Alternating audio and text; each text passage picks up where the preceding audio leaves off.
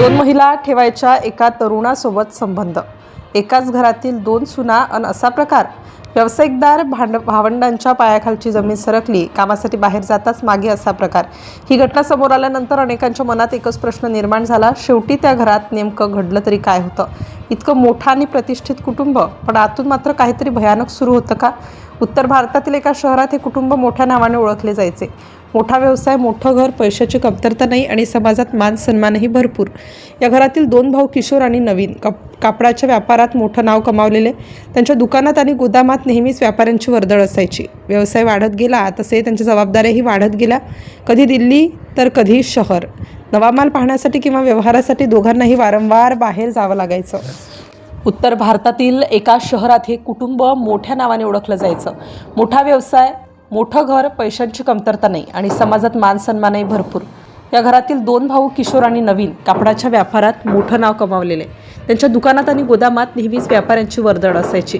व्यवसाय वाढत गेला तसे त्यांच्या जबाबदाऱ्याही वाढत गेल्या. कधी दिल्ली तर कधी शहर. नवा माल पाहण्यासाठी किंवा व्यवहारासाठी दोघांनाही वारंवार बाहेर जावं लागायचं. घरात मात्र त्यांच्या पत्नी, लहान मुलं आणि वृद्ध वडील असे बाहेरून पाहिलं तर कुटुंब आदर्श वाटायचं. परिसरात राहणाऱ्या लोकांना नेहमी वाटायचं, एवढं सुखी कुटुंब क्वचितच पाहायला मिळतं. दोन्ही भावांनी मेहनत करून हा व्यवसाय उभा केला होता आणि घरातील महिलाही शांत, सुसंस्कृत आणि कुटुंब वत्सल म्हणून ओळखल्या जायच्या. पण काही वेळा दिसतं तसं सगळं खरं असतं तसं नाही. घराच्या भिंतींना काय चाललंय हे बाहेरच्यांना कधीच समजत नाही. या घरातही असंच काहीतरी हळूहळू घडत होतं, ज्याची कल्पनाही कोणाला नव्हती. एक दिवस दोन्ही भाऊ व्यवसायासाठी अचानक दिल्लीला गेले. नवा माल पाहायचा होता आणि मोठा व्यवहार ठरवायचा होता, त्यामुळे त्यांनी 2 दिवस घराबाहेर राहण्याचा निर्णय घेतला. घरात सगळं नेहमीप्रमाणे शांत होतं. त्या रात्री परिसरात काही लोकांनी घराजवळ वेगळीच हालचाल पाहिल्याचं नंतर सांगितलं. एक अनोळखी तरुण घराच्या बाजूने आत जाताना काहींना दिसला होता, पण त्यावेळी कोणी फारसं लक्ष दिलं नाही. तो तरुण साधारण 23 वर्षांचा होता. परिसरात अधूनमधून दिसणारा, पण त्या घराशी थेट संबंध नसलेला. तरीही त्या रात्री थेट त्या मोठ्या घराच्या आत गेला होता. पहिल्यांदा पाहणाऱ्यांना वाटलं कदाचित काही काम असेल, पण वेळ जसा जसा पुढे गेला तसं काही लोकांच्या मनात संशय निर्माण झाला, कारण तो तरुण बराच वेळ आतच होता.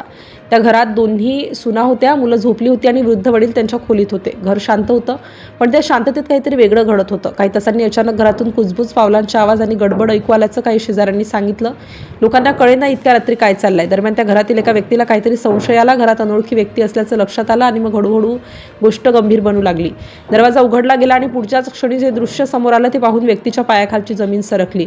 कारण घरात एक नव्हे तर 2 महिला त्या तरुणासोबत अशा अवस्थेत आढळल्या की ज्याने संपूर्ण कुटुंब हादरून गेलं.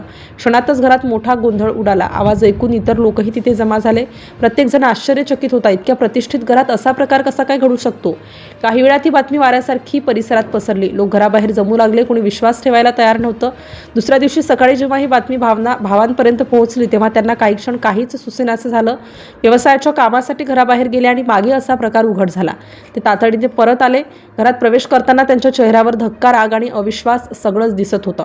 सगळ्या गोष्टी हळूहळू स्पष्ट होऊ लागल्या. समोर आलेली माहिती आणखीन धक्कादायक होती. समजलं की त्या दोन्ही महिलांचे त्या 23 वर्षांच्या तरुणासोबत बराच काळ अनैतिक संबंध होते. घरातील पुरुष वारंवार बाहेर जात असल्याचा फायदा घेत हा प्रकार सुरू होता.